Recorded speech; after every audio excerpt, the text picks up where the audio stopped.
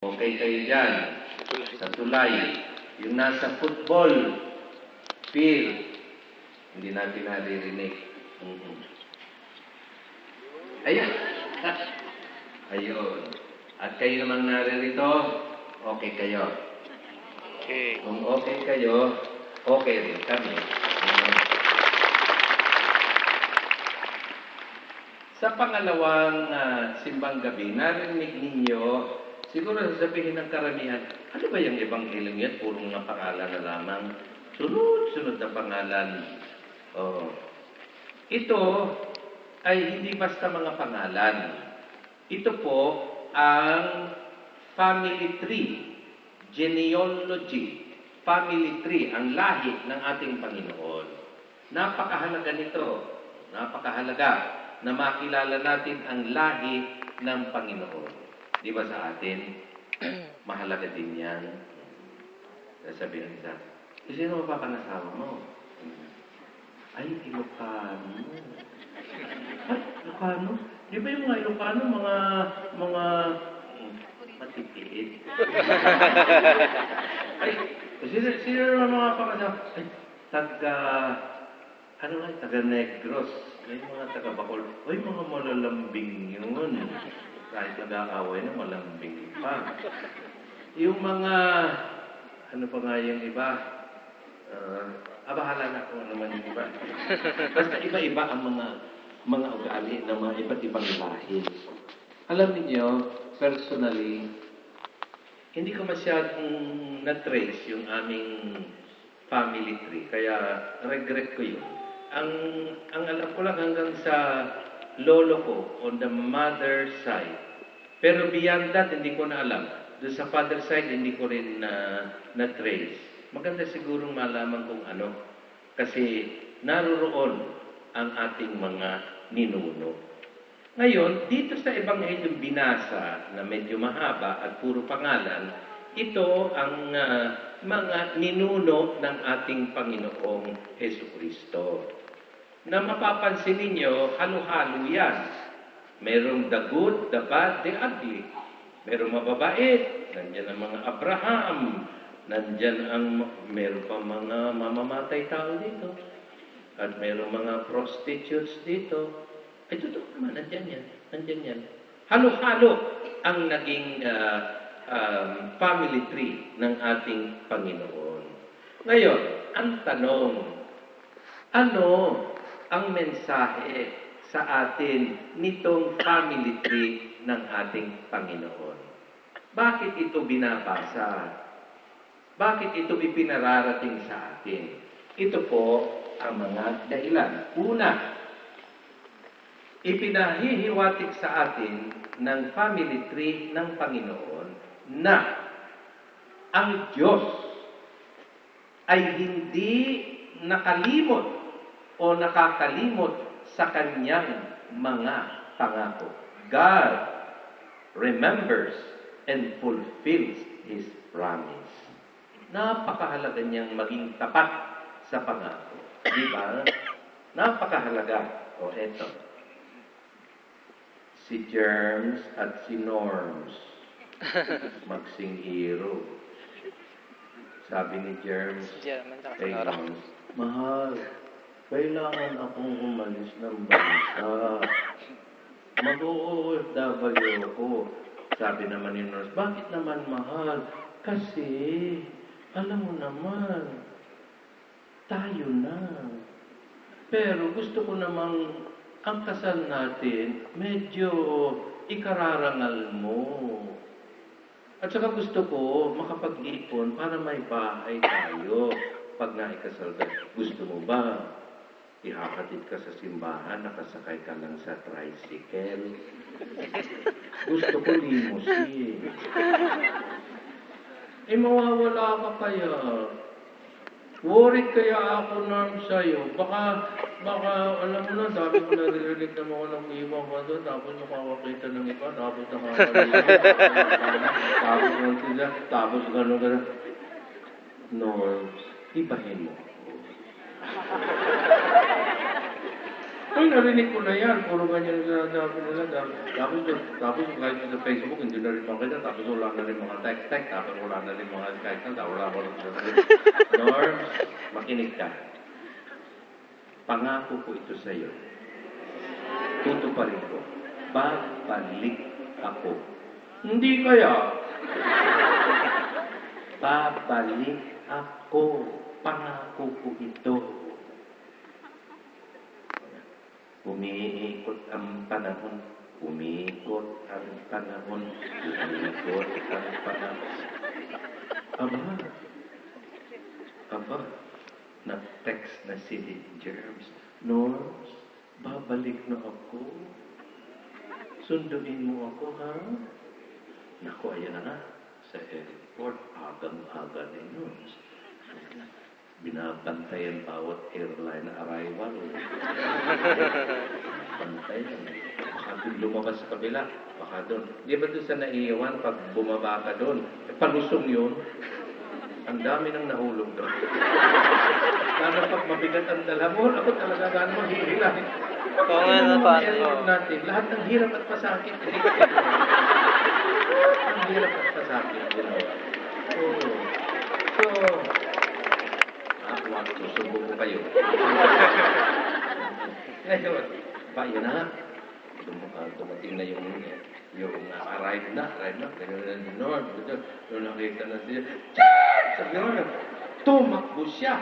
Tinanong niya, di ba may harang doon? Tumalot siya doon. Hinabol siya ng security guard. Ay, si James naman, nalimutan na yung kanyang gamit. Naku, parang yung drama ba na slow motion pa? Sabi nga sila, lumit sila, namakap sila. Sabi ng security guard, Ma'am, sir, wag po dito, tabi kayo. Hindi mo pa nakikita, special moment namin ito. Baka ho kayo masagasaan. Sabi ni Lord, Sir, thank you. Tinupad mo ang pangako mo. Akala ko hindi ka na babalik. Salamat at bumalik ka. Sabi naman ni James, promise kaya yun? Promise fulfilled. Ngayon, God remembers and fulfills His promise. Nung nakasala si Eva at si Adan, nangako ang Panginoon, magpapadala ako ng Mesiyas, tagapagligtas. Maraming libu-libong taon ang lumipas. Kaya nga nandiyan, Abraham, Naason, Abinadab, David, Ezekias. Yan ay mga timeline yan. Subalit, hindi nakalimot ang Panginoon sa kanyang pangako at ipinadala sa tamang panahon ang Mesiyas na walang iba kung hindi ang ating Panginoon sa Kristo. Pasalamatan natin ang ating Panginoon at hindi nakakalimot. Baka naman tayo ang nakakalimot sa ating pangako sa Panginoon. Baka naman tayo ang nakakalimot sa ating mga binitawang salita sa Panginoon na magbabait sa matuwid na landas, lalayo sa masama, lalo na kung nasa ibang bansa. Baka naman tayo ang nakakalimot sa mga ipinangako natin sa ating mga mahal sa buhay. Nagtatanong lang naman, napakahalaga ang maging tapat sa pangako. God fulfills His promises. Praise and thank the Lord. Amen? Amen. Ang pangalawang aral ng genealogy o family tree ng Panginoon ay, gaya ng nabanggit ko, halo-halo dyan. May mga mababae, may mga masasamang loob, may mga mamamatay tao, mayroong mga prostitutes. Halo-halo yan sa family tree, sa lahi ng Panginoon. Anong ibig sabihin nito? God loves and accepts humanity as we are. Minamahal tayo ng Panginoon kung papaano tayo. Alam ng Diyos na tayo'y marupok. Alam ng Diyos na tayo'y mahina. Alam ng Diyos na tayo'y madaling matapa. Subalit, mahal pa rin niya tayo at hindi niya tayo kalilimutan. Amen? Amen. Tinatanggap niya ang bawat isa sa atin. Wala siyang itinataboy. Nakita ninyo yan. Sa kabila ng lahat ng mga makasalanang halo-halo dito sa family tree, nandyan pa rin ang Panginoon mula sa lahing iyan. Ang Diyos na naging tao. Ibig sabihin, loves ng Lord ang bawat isa, sinner or saint. Tandaan mo yan. God loves everyone, sinner or saint, and waits for everyone to return to Him. Amen? Amen. Balik tayo kay Norms at kay Claire. Di malapit na silang ikakasal. Sabi naman ni Norms, Germs, may pagtatakot ako sa iyo. Ano yun? Kinakabahan na si Germs. Nahihiya akong sabihin sa iyo. Sabihin mo na, mahal. Meron ka na bang iba? Hindi kayo, ikaw lang kayo. Ba't sa ating mga Pilipino, sa Manila, puro kaya? Hindi kaya, ano kaya? Kaya. Hindi kaya. Baka may iba, hindi kaya. Ano sasabihin mo? Kasi ganito yun. Alam ko namang loves mo ako, pero hindi mo kilala yung family ko, tsaka mga kamag-anak ko. Ano ibig mo sabihin? Kasi baka ma-discover mo, sasabihin ko na lang sa iyo, meron akong uncle, nasa bilibid, bilanggo, kriminal. Matitake mo ba yan? Sabi ni James, no problem, Moms. Kung gusto mo, dalawin natin eh. Gusto mo, itakas ko, gusto mo. Tsaka yung meron pa akong kamag-anak na may diferensya sa utak. Ganon. Sabi naman ni James, huwag kang mag-alala. Sanay na naman ako sa iyo eh.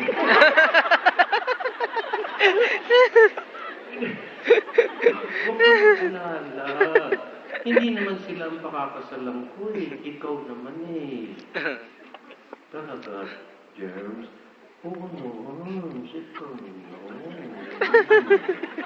Huwag mo nang alalahanin yun. Kung ano pa man sila, tatanggapin ko sila, igagalang ko at mamahalin ko dahil loves kita.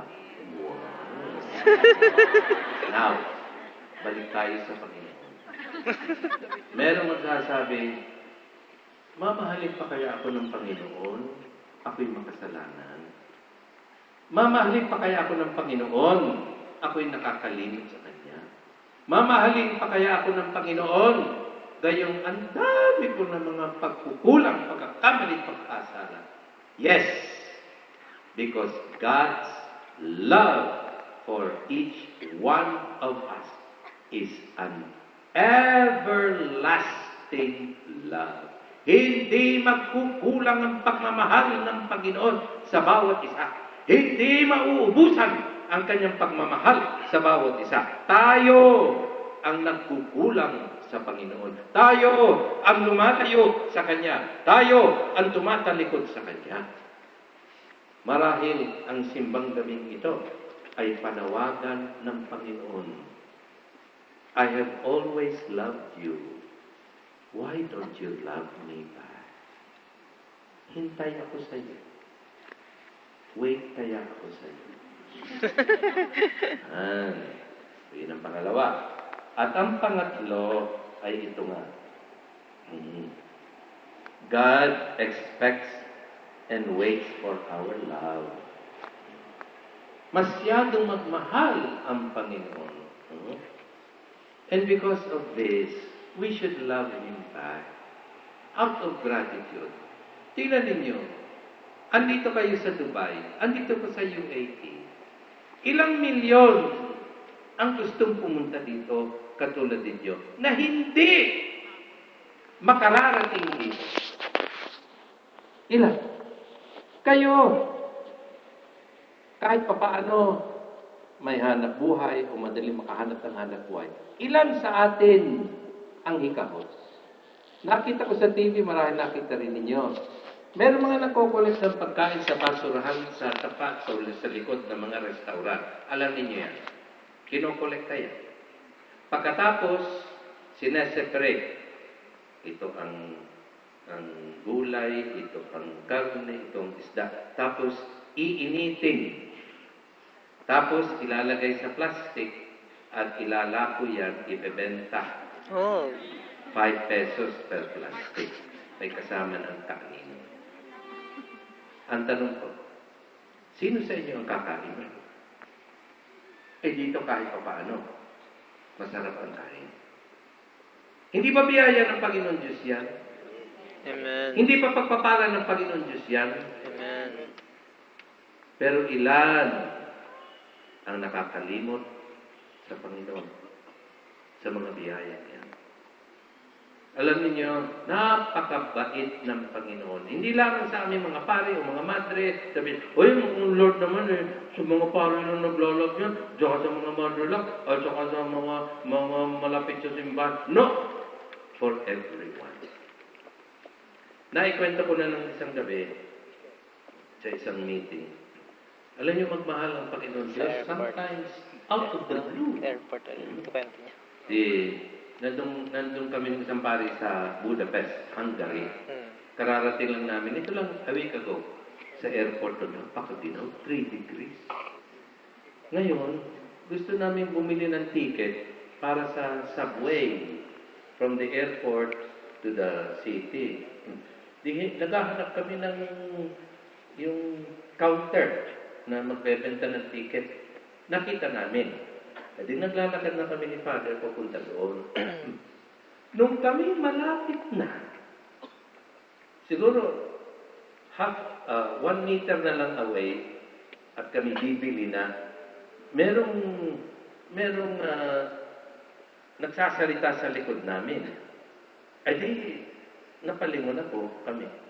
Sabi niya, are you buying tickets? We have tickets. Sabi namin, no, we will buy there. No. No need. We are giving our tickets to you. Yung isang babae, isang lalaki, young man and young lady. Sabi nila, we are leaving already the country. We do not need these tickets. This is good for 24 hours. 10 euros kaya ang isa mo. Aba, akala ko'y nagbebenta. Yung pala binibigay. Hindi naman namin kilala. Kung nahuli sila ng 3 or 4 seconds, nakabili na kami. Pero at that moment, naku, thank you, Lord. Lord, thank you, ha? Nakalibre kami. Because of these two, the Lord sent them. God's love. Kung bibilangin ninyo ang pagmamahal ng Panginoon Diyos, paggising pa lang sa umaga, Lord, salamat at buhay pa ako. Ang dami nang namatay ngayong gabi. Lord, salamat at meron akong papasukang trabaho ngayon. Ang dami sa atin wala. Naghihintay na lamang ng mga padala. Naghihintay ng papasko. Ate, eto si tatay, gusto kang kausapin, hinihika na naman.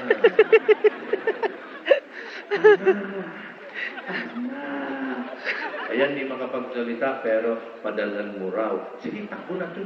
Ito ang code. Tingnan ang code. Ang daming biyaya ng Panginoon. Huwag kalilimutan. Kaya, dito, sa simbang gabi, di lamang paghingi sa Panginoon, Lord, bigyan mo naman ako ng gano'n. Lord, bigyan mo naman ako ng gano'n. Lord, siguro na naman, tagal ko na nag-iinta, hanggang ngayon wala pa. No. Let the simbang gabi be also masses, occasions for thanksgiving for the love, the goodness, generosity, magnanimity of the Lord. Amen? Palakpakan ng Amen. Panginoon. Amen. At tayo naman ang gumawa ng commitment sa Kanya. Lord, yaman din lamang na mahal mo ako at di mo ako inapabayaan. Hayaan mo, pakikita ko sa iyo, marunong din ako magmahal at di kita iiwanan. Amen. Mabuhay tayong lahat.